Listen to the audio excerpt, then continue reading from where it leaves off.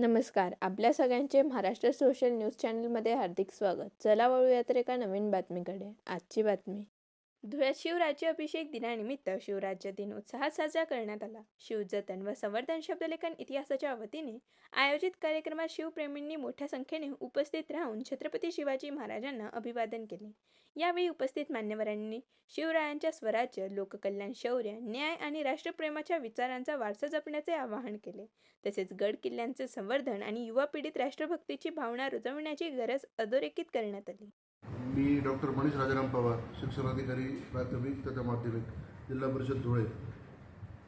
आज 6 जून हा दिवस संपूर्ण महाराष्ट्रातील ग्रामपंचायती, पंचायत समित्या तसंच जिल्हा परिषदा या कार्यालयांमध्ये शिवस्वराज्य दिन म्हणून साजरा करण्यासंदर्भातल्या दिनांक 1 जून 2021च्या ग्रामविकास विभागाच्या परिपत्रकानुसार आज अतिशय प्रसन्न वातावरणामध्ये शिवराज्याभिषेक सोहळा गुढी उभारून, एक उंच गुढी उभारून या कार्यालयात जिल्हा परिषद माननीय मुख्य कार्यकारी अधिकारी जिल्हा परिषद धुळे यांच्या मार्गदर्शनाखाली व सर्व HOD यांच्या उपस्थितीत आणि सर्व अधिकारी कर्मचारी यांच्या उपस्थितीत भव्य दिव्य असं सोहळ्याचं या ठिकाणी आज उद्घाटन करण्यात आलं. आणि या कार्यक्रमाला अध्यक्ष आदरणीय साबळे साहेब, साप्रवी डिप्टी CO आणि सर्व HOD या ठिकाणी उपस्थित होते.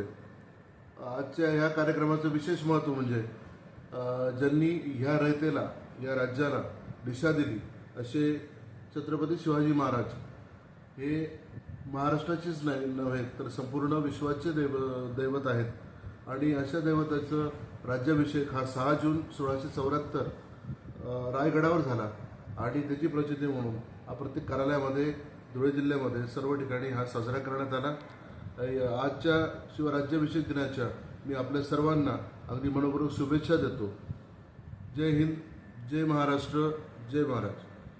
बातमी आवडल्यास चॅनलला लाईक व सबस्क्राईब करा व दररोज अशा नवनवीन बातम्या पाहण्यासाठी चॅनलला फॉलो करा. धन्यवाद.